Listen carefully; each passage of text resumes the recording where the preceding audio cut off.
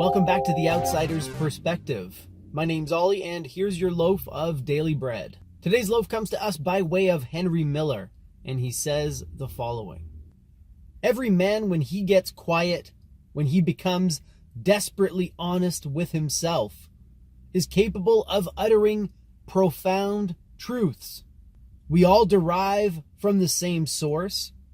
There is no mystery about the origin of things. We are all part of creation, all kings, all poets, all musicians. We have only to open up, only to discover what is already there. Well, my friends, I'm going to take this one as a call to action. At least that's what I get from Henry Miller's quote here. What he's telling me is that if I shut my mind up, if I silence my ego, and if I listen very carefully, I will hear the creative spirit within me. And if I follow its instructions, I will be capable of making something beautiful, meaningful, worthwhile, etc., etc. All we have to do is look within to find what's already there. I do believe everyone has an artistic talent or an artistic tendency. Some more than others, but even someone who would consider themselves totally non-artistic, I firmly believe that somewhere in that non-artistic mind of yours, heart of yours, there is a talent or a passion for some kind of creative endeavor. And I think that pursuing this passion and this creative desire is integral to having a meaningful, balanced, and enjoyable life. It might not be painting or drawing or writing or sculpting. It might not be creative in the sort of traditional sense of the word.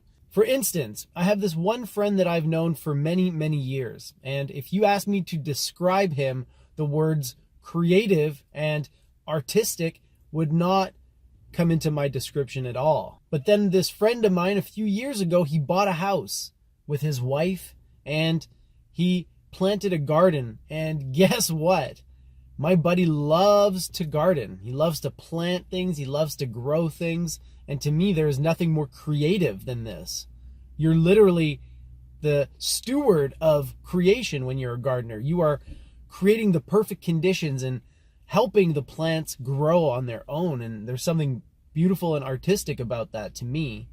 So, even though this guy wasn't writing novels or sculpting or doing things that we would traditionally call artistic, I would argue that his obsession with gardening is precisely what Henry Miller is talking about.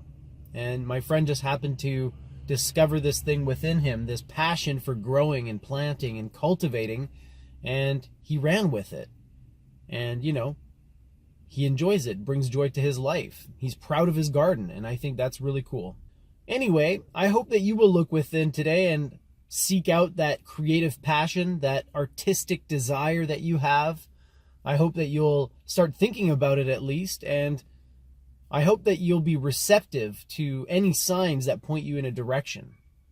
And remember, don't listen to the ego's excuses. This is called resistance, according to Stephen Pressfield. It's a force employed by the ego to make sure you don't do anything worthwhile, anything meaningful, anything that is short-term discomfort for long-term gain. Don't listen to the ego when it says, why would you even bother writing, dude? You suck. Or, you haven't painted in 10 years. Your paintings are going to be terrible. Or, any excuse to not do what you want to do, that comes from the ego. So don't listen to it. He's a real motherfucker.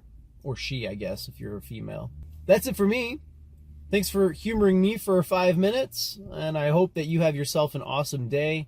And I will catch you on the flip side.